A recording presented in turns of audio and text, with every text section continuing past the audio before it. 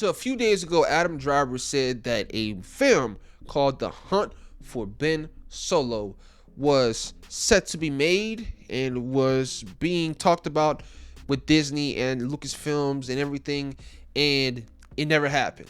I believe it's supposed to be after Rise of Skywalker and all kind of stuff. And originally it said that Disney didn't really know how Ben Solo could be alive after Rise of Skywalker, so they just scrapped it. But today some more information came out about this film, and it says that the film had a completed script, the full creative stamp of approval from Lucasfilms, including Kathleen Kennedy, and was greenlit internally before being canceled by Disney executives Bob Iger and Alan Bergman. It also says, according to insiders, Kathleen Kennedy and Dave Filoni and Carrie Beck were directly involved throughout development and were reportedly enthusiastic about the drafts that came in. Kennedy and the Star Wars Story Group waited until the project was ready to shoot before they presented it to Disney. When the final script, budget, and proposed start date were delivered to Disney, it marked the first time Lucasfilm had ever presented a fully approved project that did not move forward. It says several people close to the production interpret the decision as politically motivated, coinciding with Iger's efforts to position Bergman as his successor at Disney. All right, I'm gonna be real, man. I'm glad this movie got canceled. One, because anything inside that sequel trilogy is trash, in my opinion. Force Awakens was a certified banger, but Last Jedi, trash. Rise of Skywalker, bro, I'm gonna go see Rise of Skywalker in theaters. That was my first Star Wars movie I ever seen in theaters, and I was so disappointed. So disappointed. And them making a Ben Solo film, don't care. They dropped the ball with forgot what his freaking name was. His Sith name. I'm not sure. Forgot what he was called, but Ben Solo. We're just gonna call him that. They dropped the ball with him. His whole villain arc was just trash. They brought Palpatine back to make him to make Adam Driver's character, Ben Solo, the good guy, and to make him fall in love with Rey and all that kind of stuff, which is freaking trash. I don't know why they even did that. There's so many bad decisions that they made with the sequel trilogy, and the sequel trilogy has done so much damage.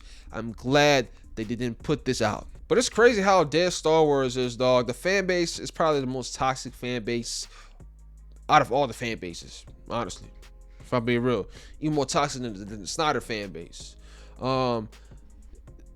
It doesn't matter what you give them, people are always going to complain.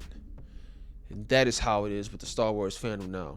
Now, I feel like most of the guys that are complaining are the people who are used to the old Star Wars, how it used to be with George Lucas's vision, and with the prequel trilogy and the original trilogy. So they are with that.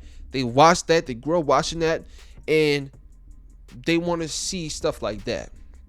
And then you have the new Star Wars fans that, like myself, had the Star Wars sequel trilogy and everything, which was bad. And you got the Mandalorian. We have all the shows. We had Rogue One, and some of those were really good. But I feel like the people who grew up watching the old stuff, they don't really like none of the new stuff, and that's fine.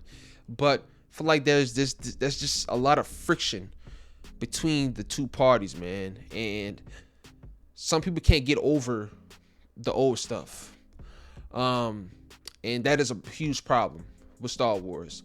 The Acolytes didn't watch it, didn't really care for it, but there were fans attacking actors for taking a job, like doing the best they could with what they were given, and they were attacking actors.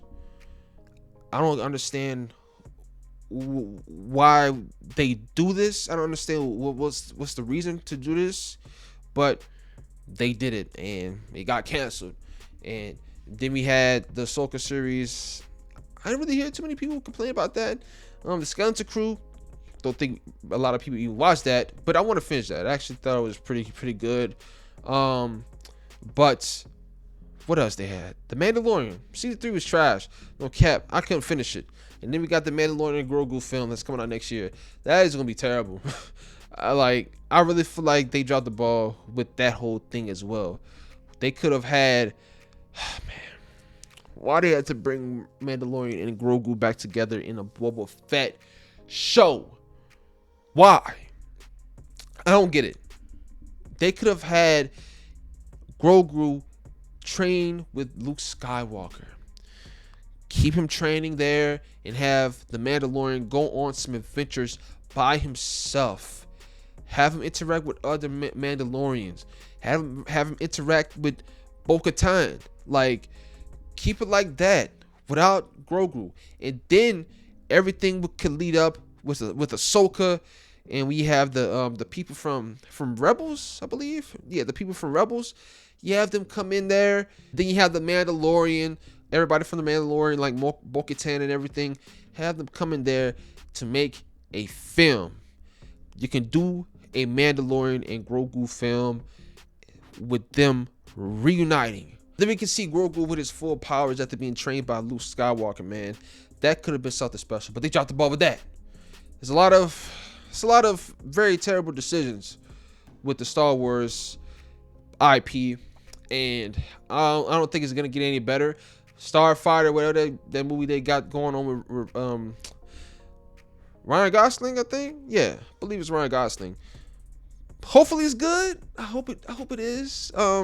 Cause for the first Star Wars film in years to be Mandalorian and Grogu, I really don't even count that, to be honest with you.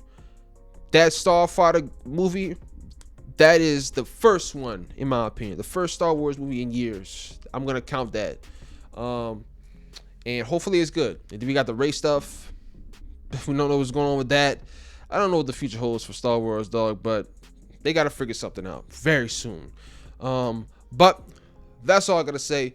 Let me know what you guys think about this down in the comments down below. Thank you guys for watching. Please like and subscribe.